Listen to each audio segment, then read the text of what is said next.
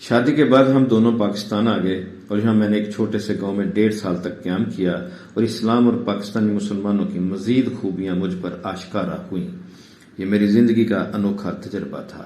میں اب تک امریکہ کے بڑے بڑے شہروں میں مقیم رہی تھی جہاں دنیا جہاں کی سہولتیں تھیں، لیکن اب ایشیا کے ایک ایسے چھوٹے سے گاؤں میں رہائش پذیر تھی جہاں سادگی اپنی آخری انتہا تک جلوہ گر تھی۔ خدا کا شکر ہے مجھے اس نے اپنے فضل سے حقیقت پسندی عطا فرمائی تھی، چنانچہ اس گاؤں میں رہتے ہوئے میں ذرا بھی پریشان نہ ہوئی، بلکہ یہاں میں حقیقی مسرت اور سکون کے ایک نئے احساس سے بہرہ مند ہوئی۔ السلام علیکم ورحمۃ اللہ وبرکاتہ۔ بسم اللہ الرحمن الرحیم۔ اللہم صلی علی محمد وعلی آل محمد۔ ہم مسلمان کیوں ہوئے، اس سلسلے کی آج کی شخصیت کا تعارف لے کر آپ کی خدمت میں حاضر ہوں۔ آج کی شخصیت کا تعلق امریکہ سے ہے اور ان کا نام ہے ورجینا ہاجرہ میر۔ تو ان کی داستان شروع کرنے سے پہلے آپ میرا یوٹیوب چینل سبسکرائب کر دیں اور بیل آئیکن بھی پریس کر دیں تاکہ اس طرح کی ایمان افروز داستانیں آپ تک پہنچتی رہیں۔ میں نے 7 برس تک ایک تربیت یافتہ مبلغہ کی حیثیت سے عیسائیت کا پرچار کیا، لیکن سچی بات ہے کہ اس مذہب کی تبلیغ میں آنکھیں بند کر کے کرتی تھی، ورنہ دل مطمئن تھا نہ دماغ۔ عیسائیت کے کسی ایک عقیدے پر عقل کو اطمینان نہ تھا، لیکن ماحول کے جبر اور پیشہ ورانہ مجبوری نے گویا مضبوط زنجیروں میں جکڑ رکھا تھا جنہیں توڑنا میرے بس کی بات نہ تھی۔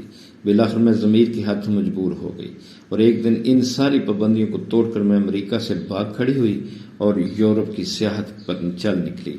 پھرتے پھراتے جرمنی پہنچ گئی، جہاں خوبی قسمت میں نے میرا تعارف ایک پاکستانی نوجوان سے کرا دیا۔ یہ نوجوان عام لوگوں سے مختلف تھا، سنجیدہ، خوش اخلاق، بااصول۔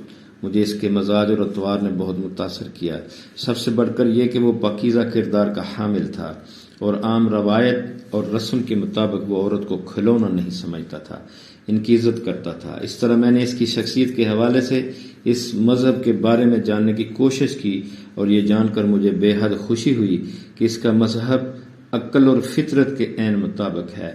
اس میں عیسائیت کی طرح توہم پرستی نہیں، شرک نہیں، بت پرستی نہیں۔ سارے عقائد صاف ستھرے ہیں اور انسانی نفسیات کو مطمئن کرتے ہیں۔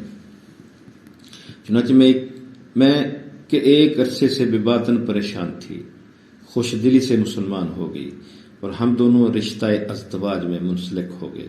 اللہ رحیم و کریم نے مجھ پر دوہرا فضل فرمایا، اپنا پسندیدہ دین عطا کر دیا اور ایک شریف اتباع نیک انسان سے بھی وابستہ فرما دیا۔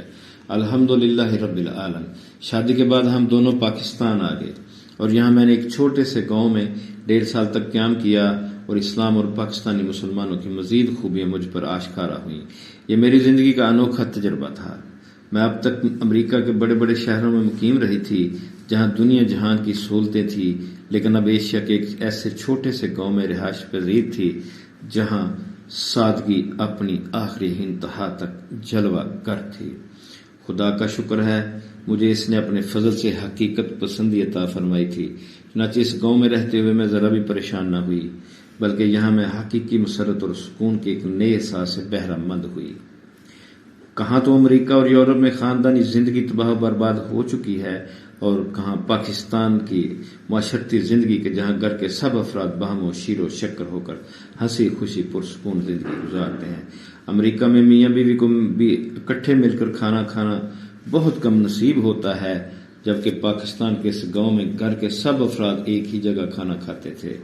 باپ کو ایک خاص مقام و مرتبہ حاصل تھا، ماں کا سب لوگ جی جان سے احترام کرتے تھے اور میری نندیں مجھ پر جان چھڑکتی تھی۔ حقیقت یہ ہے کہ وہ گاؤں ایک جنت سے کم نہ تھا۔ کسی گھر میں خوشی ہوتی تو سب خلوص اور مسرت سے اس میں شریک ہوتے، اور کہیں وفات ہو جاتی تو سارا گاؤں اس غم کو محسوس کرتا اور سوگوار خاندان کئی دن تک گھر میں کھانا نہ پکاتا اور آس پڑوس کے لوگ ان کی خبر گیری کرتے۔ گاؤں میں بزرگوں کا خاص احترام اور حضور خاطر رکھا جاتا اور گھر کے سب افراد ماں اور باپ کو خصوصی اہمیت دیتے۔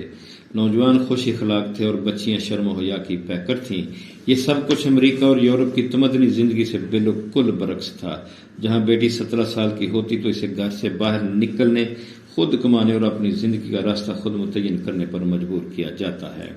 سچی بات ہے کہ مرد و زن کے تعلق کے حوالے سے امریکہ اور یورپ کی زندگی جانوروں سے ذرا مختلف نہیں۔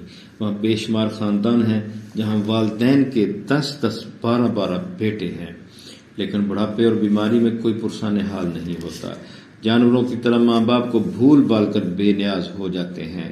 اس گاؤں میں نے دیکھا کہ کوئی نوجوان لڑکی گھر سے اکیلی نہیں نکلتی تھی اور مناسب وقت پر سب بچیوں کی شادیاں کر دی جاتی تھیں۔ گویا شیطان کو راہ پانے کی فرصت ہی نہیں ملتی تھی۔ اس طرح میرے نزدیک مسلمان ہونا اور اسلام سے عملی طور پر وابستہ ہو کر رہنا دنیا کی سب سے بڑی نعمت ہے۔ کاش یہ نعمت ساری دنیا کو مل جائے اور کرۂ ارضی حقیقی معنوں میں جنت نظیر بن جائے۔